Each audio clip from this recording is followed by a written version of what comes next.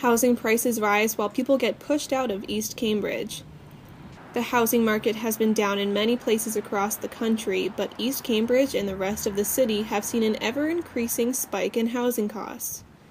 The price one pays to live here doesn't just affect the money in people's pockets, it also changes the community that many locals have grown to love. Noemi Alves Vendetti, a real estate agent at Remax Destiny, grew up in the neighborhood. East Cambridge, from the time that I was 5 years old, that's when we moved there from Portugal, was definitely completely different from what it is today. I mean, you still have a lot of the, the locals that have been there for 30 plus years. However, I've noticed a change in a lot of young professionals moving there, some grad students, specifically MIT, and people basically getting relocated and want to be closer to Boston.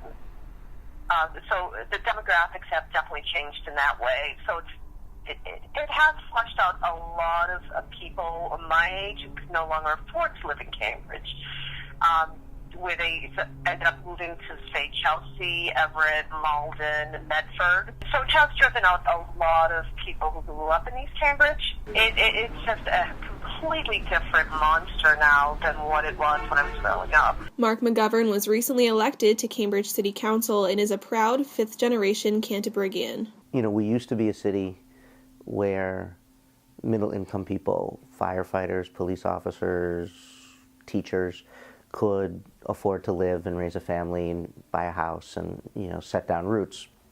But we're really not that community anymore for a lot of people. Cambridge had rent control for a number of years.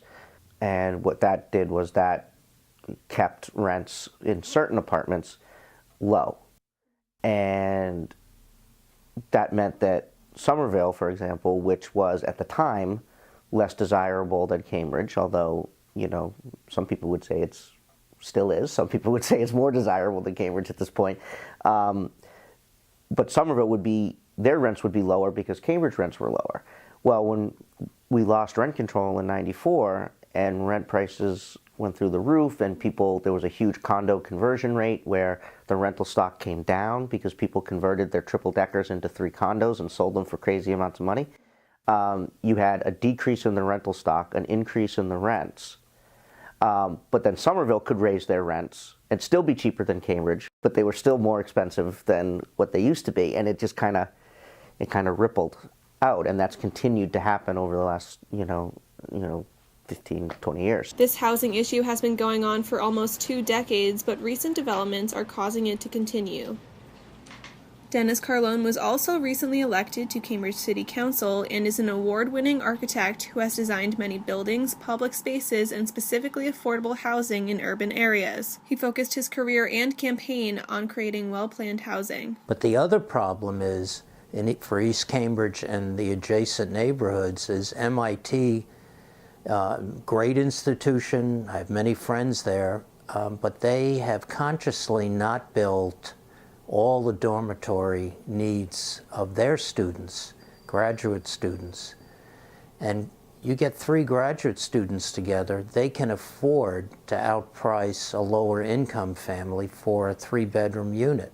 Exactly what we want to build more of for families.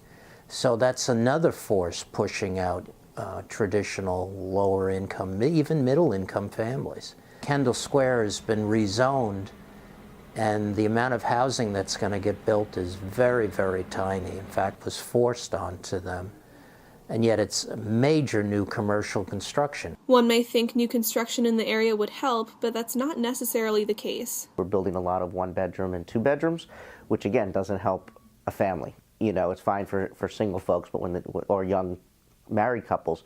But once you have a child, how am I I'm going to pay $3,000, $3,500 a month for a small 2-bedroom when I can buy a house in Medford, for less than that. We have to look at who qualifies for affordable housing. Right now, if you make 80% of the median income, national median income, you can qualify for affordable housing.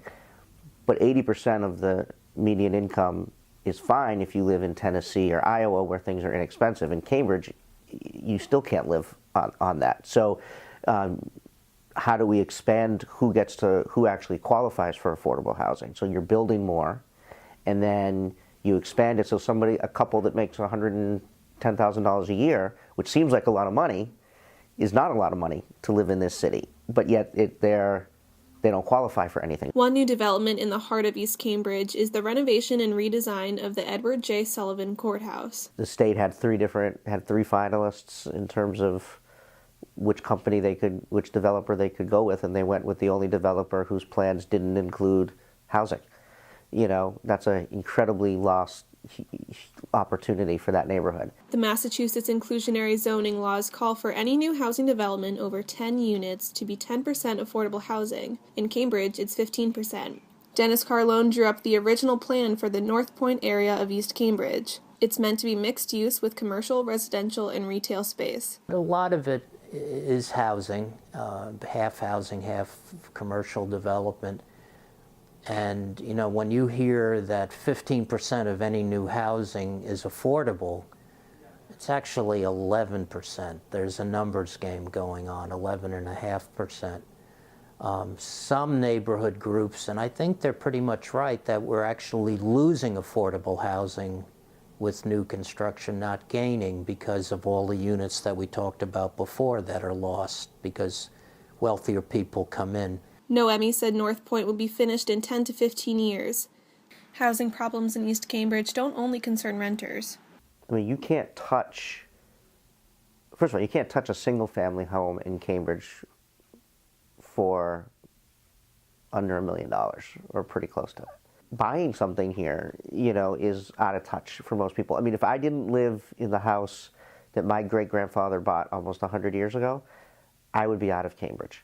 And my wife and I make, you know, combined, we make probably $130,000 a year, you know, but we have 4 kids and we need space, and we wouldn't be able to touch it. Forget buying a house. We wouldn't even really be able to touch rent. East Cambridge's appeal isn't helping the housing problem. A lot of people only want to be in that nook because they want to be able to walk everywhere. They want to be able to walk to MIT. They want to be able to walk to Tech Square and Kendall Square. There are supermarkets close by. There are, you know, fish markets, live poultry markets. I mean, you literally do not need a car to live in East Cambridge because you can walk to anything. Many are looking to the city and developers to fix these issues. I think it shouldn't be only borne by the residential developers. It should be housing. It should be provided in part by commercial developers, by institutional developers, Harvard, MIT. We're all in this together, and we're all creating the problem. We're all benefiting from the problem. So Cambridge, in particular, is in an unusual position. We are the wealthiest community in Massachusetts. We have $143 million of what's called free cash. We have the lowest tax rate, residential tax rate in the state. So if anybody can, any city can develop a program to house a full range of people, it's the city. People are concerned about how the city is changing. You know, the people who've lived there a long time pretty much know each other. It doesn't mean they're all great friends, but they know each other. They've watched each other's families grow. They take care of each other, and a new person coming in doesn't have that background. The thing you hear in existing neighborhoods is many new people don't seem to be as involved. I think it takes time to be involved. Many of the newer people don't have children, so they don't meet other parents. It just takes time. And some people, as you know, the average person moves once every 5 years. So some of the new people are in and out. So there has to be common ground that brings people together. And many of the neighborhoods are having festivals which help. East Cambridge has a barbecue festival, I guess, in October or September. I missed it again. And I've just heard great things about that. Cities change, and that change doesn't necessarily have to be a bad thing. the question is how do you? I want Cambridge to be accessible for anybody who wants to live here, and it's not that way now. And so it's not about for me. It's not about keeping anybody out or saying, oh, we don't want these people living here. I mean, that. How could you say that, right? But it's more about, having some compassion for the people who say, I want to live here. I've lived here a long time. I want my kids to be able to come back and live here, and be not even having that as an option because everything is so ridiculously expensive.